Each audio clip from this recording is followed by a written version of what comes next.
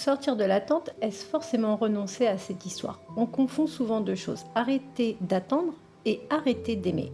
Pourtant, ce n'est absolument pas la même chose. Vous pouvez encore aimer quelqu'un, vous pouvez encore penser à cette personne, vous pouvez même espérer que cette histoire reprenne un jour sans pour autant mettre votre vie entre parenthèses. Et j'ai envie de m'arrêter là-dessus aujourd'hui parce que je crois que beaucoup de personnes ont peur de sortir de l'attente. Pourquoi? Parce qu'au fond, sortir de l'attente donne parfois l'impression de renoncer. Si j'arrête d'attendre son message, est-ce que ça veut dire que je tourne la page? Si je recommence à vivre normalement, est-ce que ça veut dire que je ne l'aime plus? Si je fais des projets sans lui ou sans elle, est-ce que je ne suis pas en train d'abandonner notre histoire? Mais pourquoi faudrait-il choisir? Pourquoi faudrait-il soit attendre, soit oublier?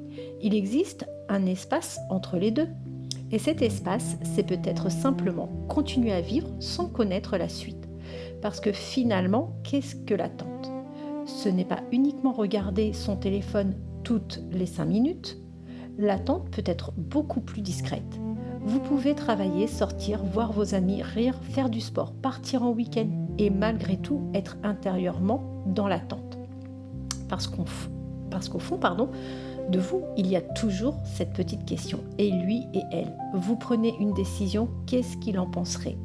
Vous prévoyez quelque chose et s'il revenait entre-temps, vous recevez une notification pendant une demi-seconde, vous espérez que ce soit cette personne.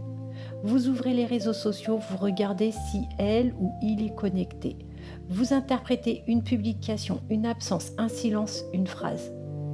Vous vous enfermez dans quelque chose qui devient juste insupportable. Et petit à petit, sans forcément vous en rendre compte, vous continuez à organiser une partie de votre vie autour de quelque chose qui n'existe pas encore.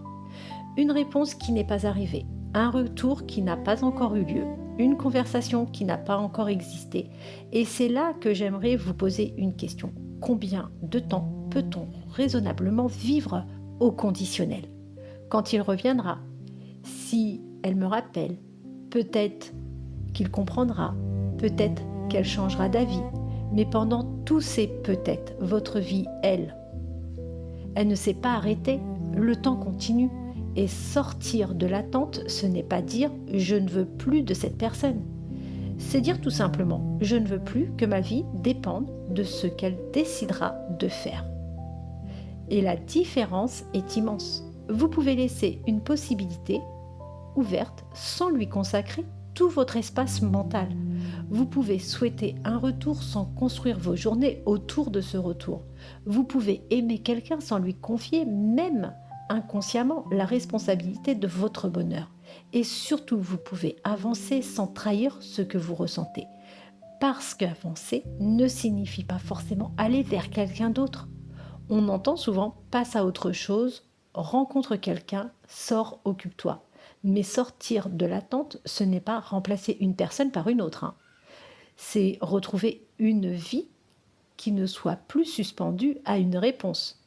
Et peut-être que la première étape est beaucoup plus simple que l'on l'imagine. Au lieu de vous demander chaque matin, est-ce qu'il va revenir? Essayez de vous demander, qu'est-ce que je vais faire de ma journée, qu'il revienne ou non? Parce que cette journée-là vous appartient, et demain aussi, et la semaine prochaine également. Alors oui, peut-être que cette personne reviendra, peut-être qu'une discussion aura lieu, peut-être que votre histoire n'est effectivement pas terminée, mais en attendant, vous, vous êtes toujours là. Et vous méritez autre chose qu'une vie passée à attendre, que quelqu'un d'autre décide du moment où vous pourrez recommencer à vivre. Alors aujourd'hui, je ne vais pas vous demander d'oublier qui que ce soit, je ne vais même pas vous demander de renoncer à votre espoir, je vais simplement vous poser cette question. Si vous saviez que cette personne ne vous contacterait pas pendant les 30 prochains jours, qu'est-ce que vous feriez de ces 30 jours? Est-ce que vous les passeriez à attendre le 31e jour ou est-ce que vous décideriez enfin que ces 30 jours vous appartiennent? Parce que sortir de l'attente, ce n'est pas fermer une porte. C'est simplement arrêter de rester devant en attendant que quelqu'un l'ouvre. Si vous vivez ce type de situation, n'hésitez pas à me laisser un commentaire. Si vous n'êtes toujours pas abonné, abonnez-vous. Si vous aimez, likez.